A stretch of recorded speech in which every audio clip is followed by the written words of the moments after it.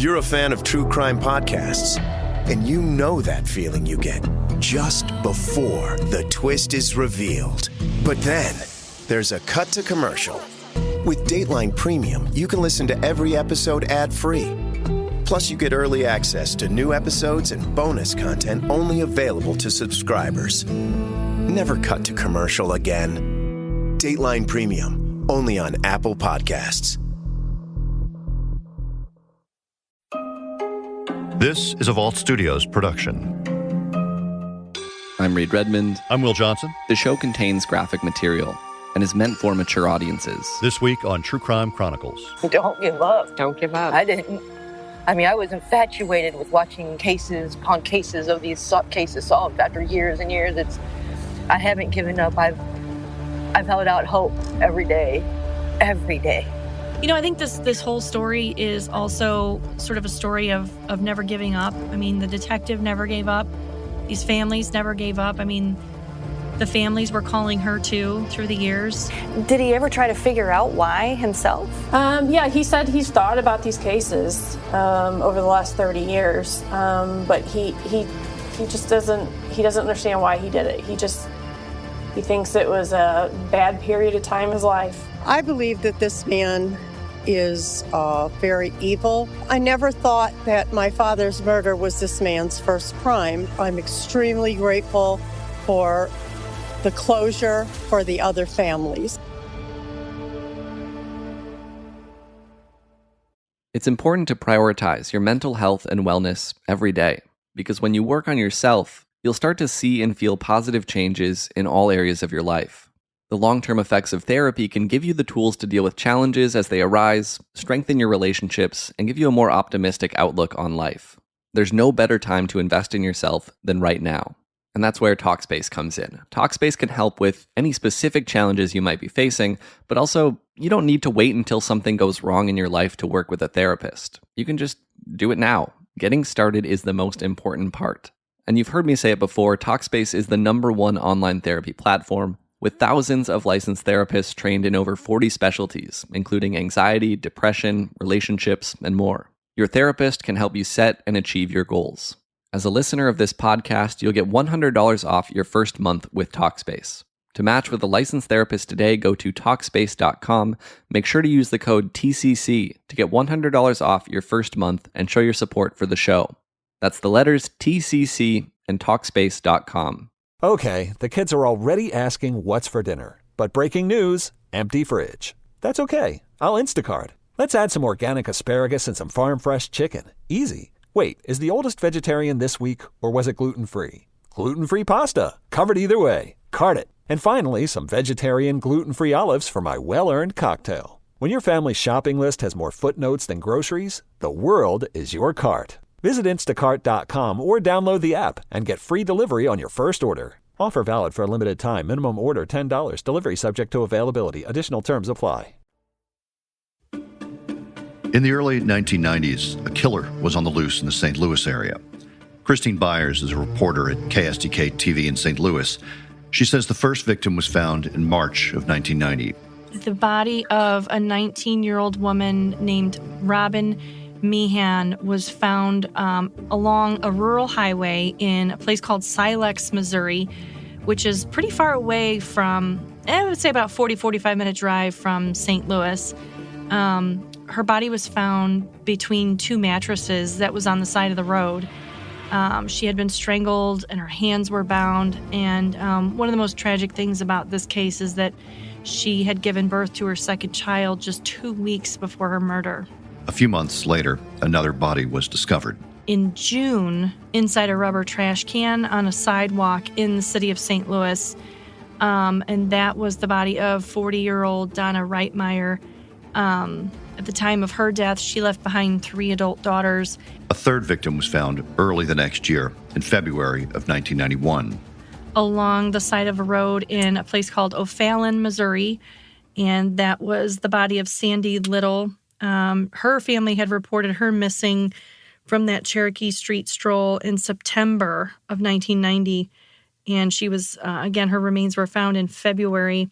She was 21 years old. She had a 9-month-old son. And her body was found in a dresser that had the drawers bottomed out, and a wooden box of sorts was built around it.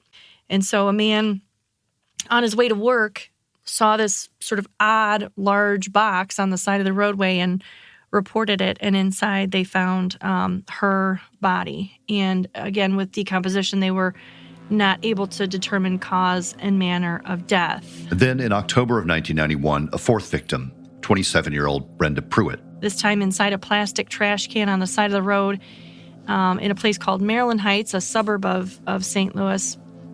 She had been strangled or smothered. Her family reported her missing in May of 1990, and she was 27 years old. The victims were all found in different locations in 3 different counties. So O'Fallon is in a different county called St. Charles County. Maryland Heights is in North St. Louis County. And the body of Robin, the first body that was found, was in Lincoln County. So these counties are they kind of border each other, but they're a good, 30, 40-minute drive to the different locations.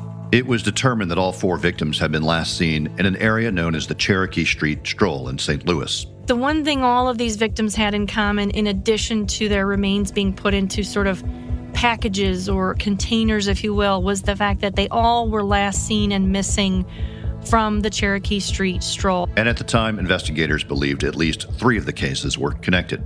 Investigators definitely thought that at least 3 of the cases, Robin's, Sandy's, and Brenda's, were connected to the same killer because, again, all 3 of these women went missing from the same area. They were involved in the same occupation. They were pretty close in age, and again, their remains were put in sort of packages or containers. They did not necessarily connect the murder of Donna Reitmeyer, who was 40 years old, to these other 3 right away. Police also had a suspect in mind. Because he was known to assault and rob women that he would pick up. And so he was very feared among the women of the Cherokee Street Stroll. And for a very long time, he was thought to be the main suspect. But at the time and in the following years, there wasn't enough evidence to make an arrest, and the cases went unsolved. Until in 2003, a new detective started looking into them. Detective Jody Weber joined the O'Fallon Police Detective Bureau in 2003. And when she joined the Detective Bureau in 2003, the case of Sandy Little was the O'Fallon Police Department's case in all of this, and it really piqued her interest. Well, when I first started in the Detective Bureau, I would always hear the older detectives talking about this case. I mean, obviously, it was only a little over 10 years at that point. And it piqued my interest because I got into law enforcement to work these type of cases. So I started looking at the reports and the pictures, and it piqued my interest in it. And so my first question was, has these cases ever been tested for DNA? And I was told no. So she collected all the evidence from Sandy Little's case, as well as the first case, Robin Myhan's case, in Lincoln County, and she sent it to a crime lab to be tested for DNA, and that was in 2008, and it got some very disappointing news that she sent over 20 pieces of evidence, and none of them came up with any DNA whatsoever. So that was in 2008. How did you feel at that point with coming back with no DNA? It didn't bother me too much because I knew something eventually was going to come of this. Because especially with the evidence from Lincoln County, it was great evidence, and I believe something eventually would come from that. Obviously, with the advancements in DNA, anything was possible. You don't give up at that point. No. Detective Weber kept at it, calling the crime lab as often as she could to see if there were any updates.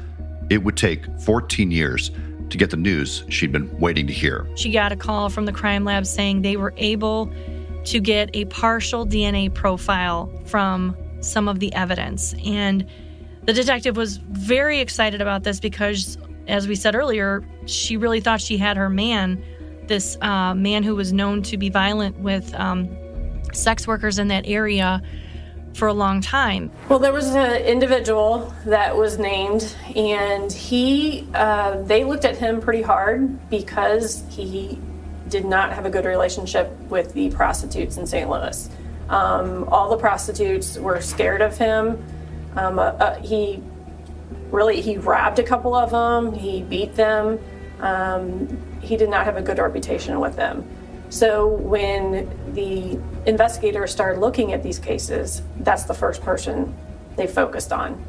And there was a lot of circumstantial things that seemed to link to him. So she took that partial profile, which it was not enough to put in the criminal database known as CODIS. With a partial profile, you need to have a full profile in order to do that. So she took what she had and she compared it against the main suspect she had and several others that she said she found mentioned in the files. And it came back that it was not a match. It was pretty disappointing to find out that he wasn't the match. You were probably pretty shocked. I was very shocked. Yeah, I thought for sure he was our guy. And he knows he's been a suspect all these years or a person of interest in these cases. So, and he is still around in the St. Louis area. She really thought she had everything she needed with that partial profile because she really thought she had her main suspects identified. So when that didn't turn out, she really felt lost because there were no other names in the files that she could run it against. And, she thought it was just going to be more of a waiting game to see when or if they could get a full DNA profile from the evidence and actually put it into CODIS. And then who knew if it would be even in CODIS. So it was a pretty devastating moment for her and the whole investigation. So obviously I was pretty disappointed in that. And they didn't stop. The folks at the St. Charles County Crime Lab did excellent work, and they continued and tested more pieces of evidence, and lo and behold, they did get a match. So when they put it into CODIS, they got a hit, and she was absolutely floored when she found out who it was and started digging into his past. I mean, his name was nowhere in any of the files, any of the reports, any of anything from that time. I mean, she said, 50, 60 detectives at least worked these cases. And there were a lot of leads, a lot of suspects, but his name was nowhere to be found. He was absolutely, completely off the radar. The man's name was Gary Muehlberg, and Detective Weber would soon learn he'd been convicted of a 1993 murder in the St. Louis area. So in February of 1993, a man named Kenneth Doc Atchison went to the home that belonged to a man named Gary Muehlberg to buy a car from him. And he had $6,000 of cash on him and, of course, was very eager to buy a Cadillac. And he was never seen alive again after that transaction. Doc Atchison was the father of two adult children, and his son got very, very involved in his case and his disappearance because police were very much thinking, this is an adult man. How do you know if he's really missing, if he left with $6,000 of cash? Apparently, one of the detectives said it to the family at one time, boy, that'll buy you a lot of sunshine, that kind of money. So frustrated because the family knew that he would never just take off like that.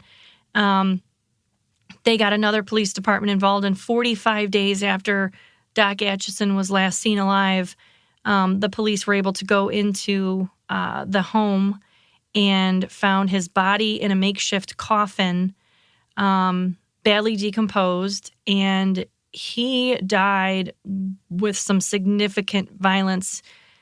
He had been strangled. There was a ligature used. He was shot. He had been beaten.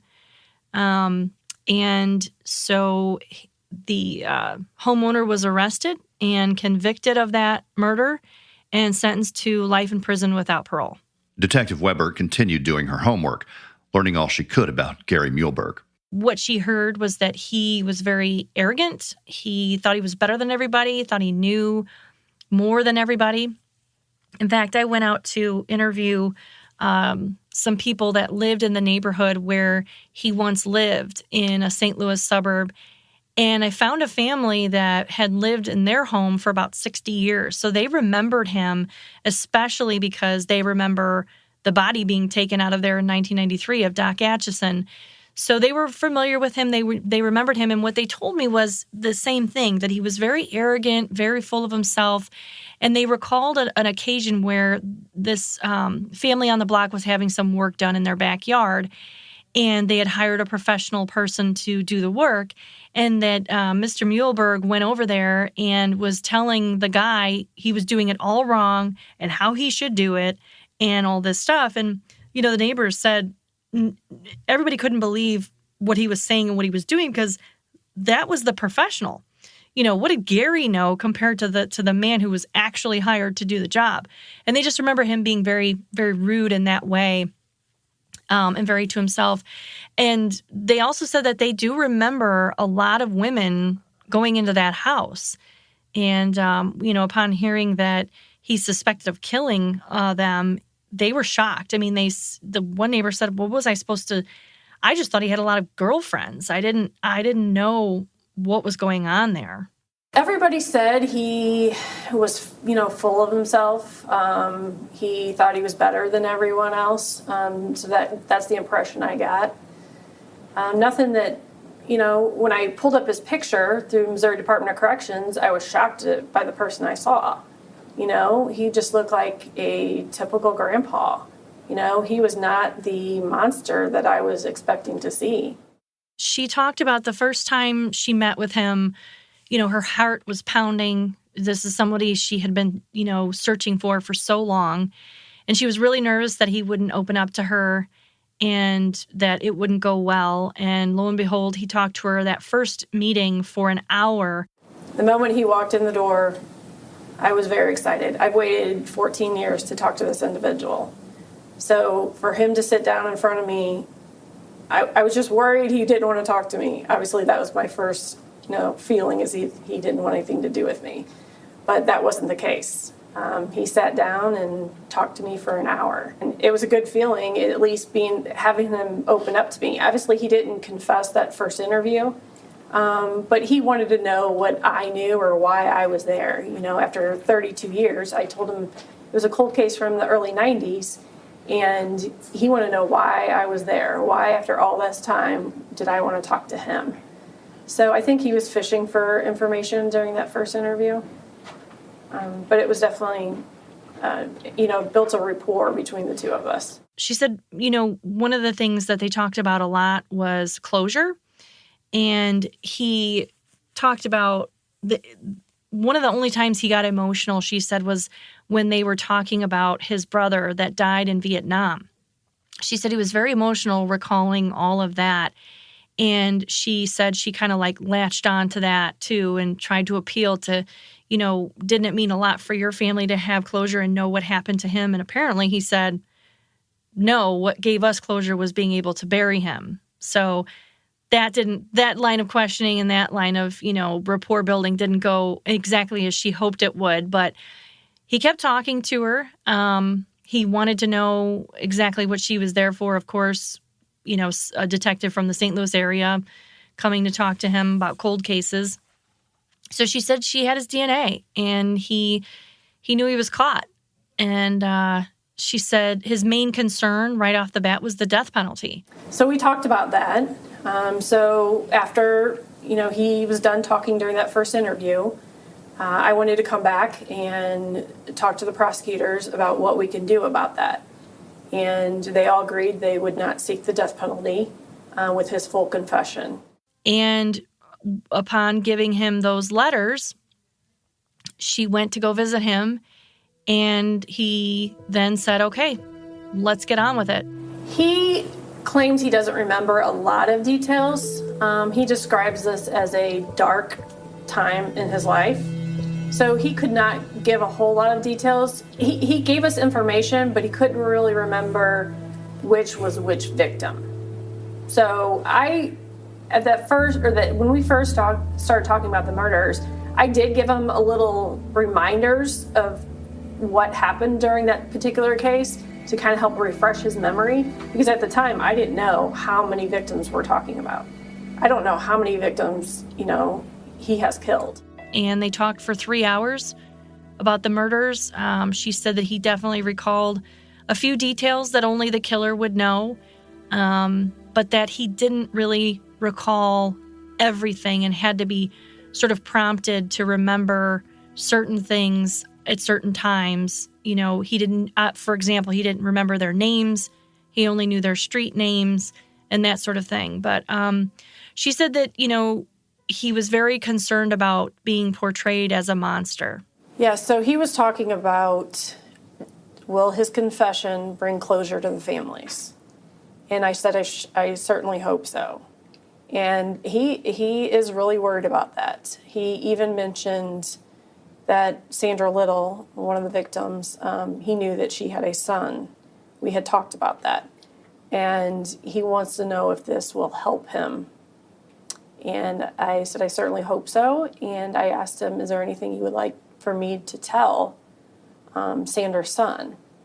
And, he went on to say that he doesn't know if there's anything he could say that will help him get closure, but he's certainly sorry for what he's done. And at one point, he did look down at my body camera and said, I am sorry.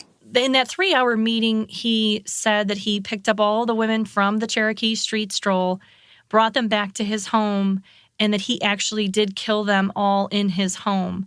Some of the bodies he would keep for a period of time on his property before disposing of them, and others he disposed of sort of right away. Another thing, too, in that 3-hour confession, the conversation was limited to only the 3 victims that were connected to him at that time, which was, again, Robin Myhan, Sandy Little, and Barbara Pruitt. And so that day she left getting confessions to those 3 cases. A few days after that initial meeting with Gary Muehlberg, Detective Weber got a call from her department and learned that he'd sent her a letter. And she was like, oh my gosh, open it and take pictures of what the letter says and send it to me right now. And she was on her family vacation. Well, in that letter, he confesses to 2 more murders. One, he describes where he disposed of the 2 bodies. Immediately, I recognized the one case because there was always suspicion that he might be connected to that case. Well, he confessed in that letter that he's responsible for that murder as well. And that's Donna Reitmeyer. That's correct. And there was a 5th victim who he claims is his last victim, whose body he says he put inside of a metal barrel and left at a self-serve car wash. Well, he did confess to a 5th murder where he says that he disposed of the young lady in a metal barrel with a spring-type lid on top, and he left her body in a self-serve car wash. He says on Natural Bridge. We have tried to look into that. We have not been able to identify that victim at this point. That body is still a mystery. The detective has not been able to figure out which case that's connected to. She is fearful that when the body was found, the police may have dismissed this as some sort of an overdose situation where people were trying to get rid of a body and not viewed this as a homicide, because she has not been able to find any homicide reports, any cold case reports of a body being found outside of a car wash. Where he describes of where he disposed of this body in this particular car wash, we were able to get hold of the original owners back in the early 90s. Is actually a son of the owner. And he did recall a body being dumped at his father's other car wash location in Pagedale. So we have looked into that. We are not able to find any information about that death in Pagedale.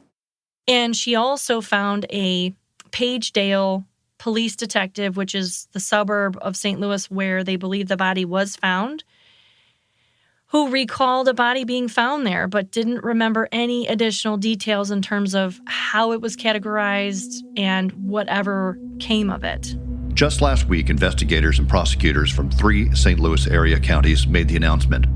Gary Muehlberg has been charged in the murders of the 4 women who were killed in 1990 and 1991. Just hours ago, prosecutors charged a man they say murdered at least 4 women more than 30 years ago. Gary Muehlberg is charged with killing the women between 1990 and 1991 and then putting their bodies inside containers or packages. The reason why they got these answers today, all these years later, are for 2 reasons: technology and the dedication of detectives.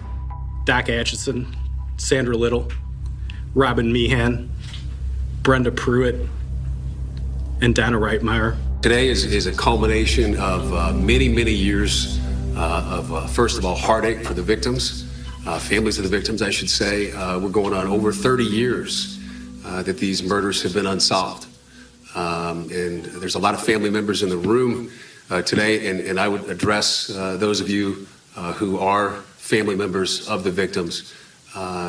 It may have taken a while, but your family member was not forgotten. I'd like to pay particular tribute to Detective Sergeant Jody Weber of the O'Fallon Police Department. Jody is the person who single-handedly resurrected this cold case. Cold cases are never dead.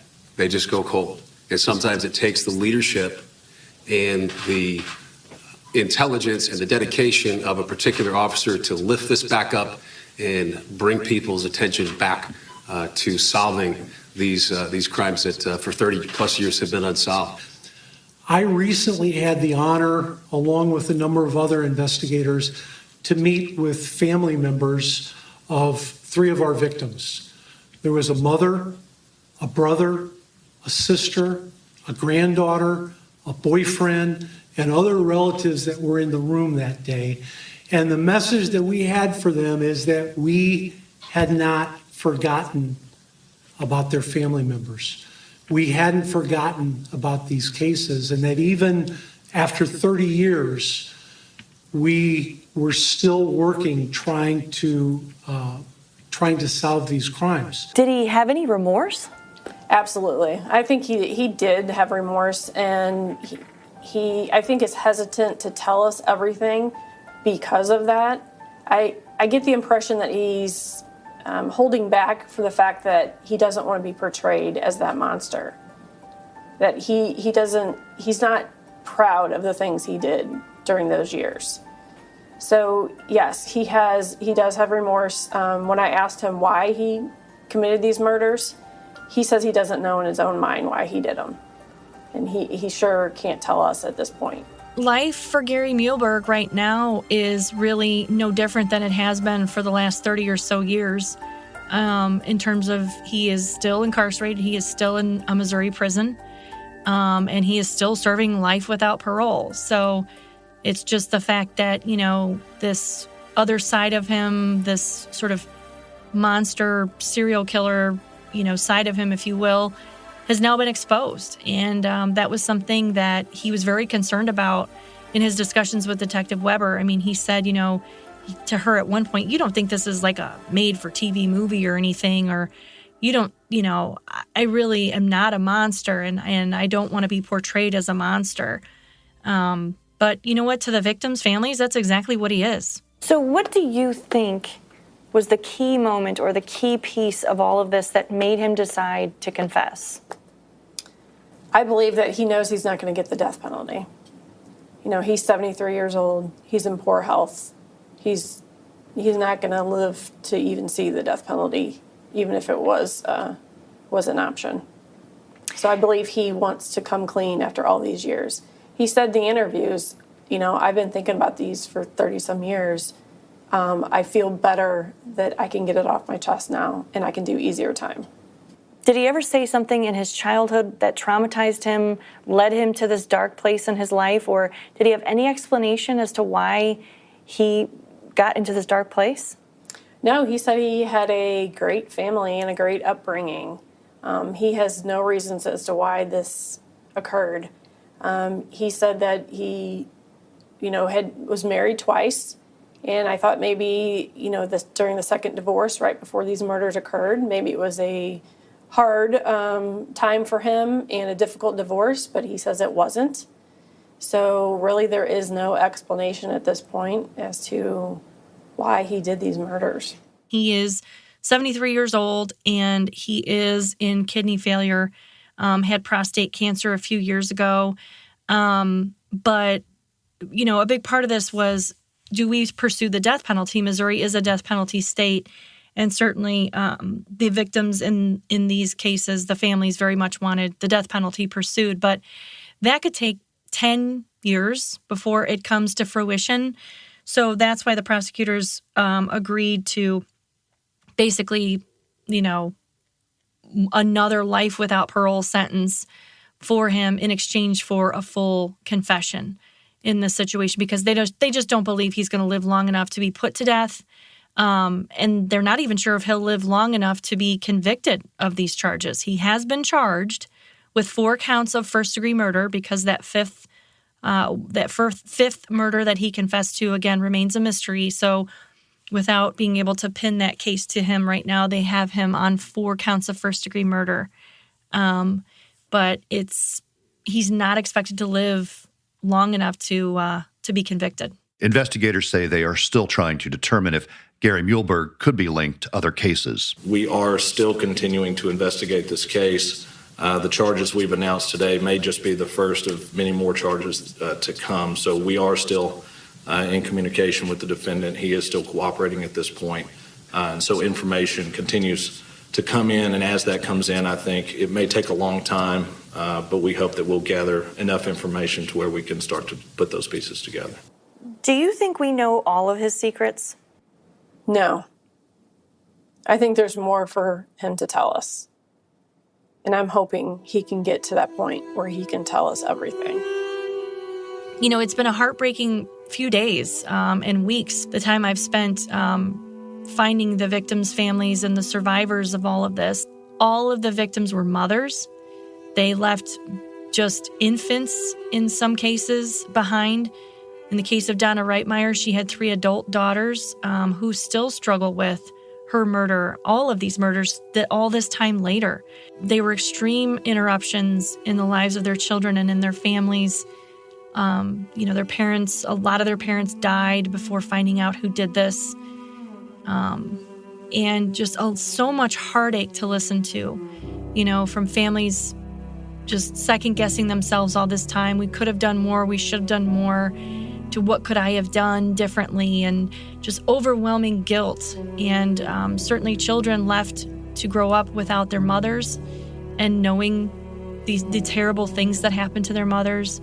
You know, families having to sort out adoption situations, giving these children up for adoption. Some of them were put in the custody of their fathers or foster families. It was just a mess, this unbelievable path of destruction and real holes in a lot of people's hearts. After learning about the man who's now charged with killing their sister Sandy Little in 1991, Barb Stutt and Geneva Val Palomino paid a visit to the grave where their sister is buried and talked about the pain of losing a family member at such a young age and learning that Gary Muehlberg is now charged with her murder. When they called us last month, like I said, we found out about 6 weeks ago. They called us to the police courthouse in O'Fallon and told us that they had identified him. And then they showed us his picture. And like Geneva said, I realized that he's in prison. So yes, he is denied his freedom, but he looks healthy and happy. He was smiling in the picture that they took. And, you know, all that's going through my head is, you look so normal. You don't even look like you're in a prison. You look like you could be sitting out on somebody's deck having the grandkids play at your feet. And all I kept thinking is, why would you do that? What would motivate you to do this? And knowing that he probably is not going to tell us, that's very disheartening. And, you know, it fills me with rage to a certain point because, you know, you've taken her away from not only her sisters and brothers and mother, but from her son. You know, this child has been raised without his mother, and his mother would have been his fiercest protector in life. I want people to realize that these girls were daughters and sisters and mothers. All three of them were a mother. And they were more than just girls that were out street walking. They all had their own reasons. Maybe it was drugs. Maybe it was because they were trying to get milk and formula for their babies. Yeah, it doesn't mean that they don't deserve to live. Right. They deserve to be able to make their choices regardless.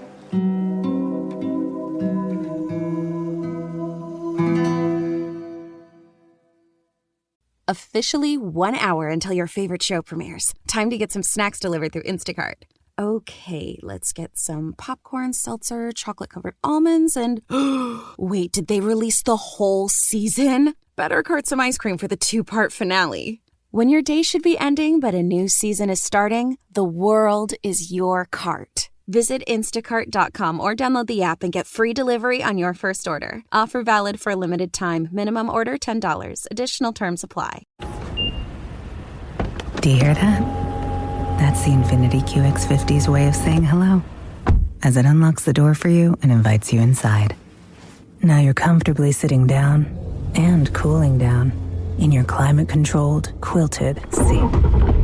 Surrounded by empowering technology, you can set your drive mode and the mood. When I popped off, then you go gave me just a little bit in. Baby, so cold. Hey, True Crime Chronicles listeners, Reed Redmond here, joining Will to wrap up this episode. And before I ask a couple questions, I wanted to lay out a quick timeline of the events here just to keep everything straight. So Gary Muehlberg has confessed to killing 5 sex workers between 1990 and 1991. Doc Atchison was then found murdered in 1993, and then it was in 1995 when Muehlberg went to prison, and he's been in prison since.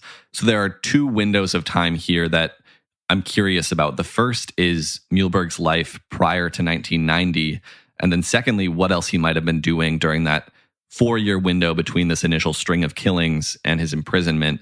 Let's start with that earlier time frame. What else can you tell us about Muehlberg's background? Detective Weber mentioned he'd been married twice. Did he have children? What do we know? He was married twice. He had 3 kids. 2 are deceased. He still has a son who's living in Kansas that he has no relationship. Christine Byers tells us he has one ex-wife who's still alive, who he has no relationship with either.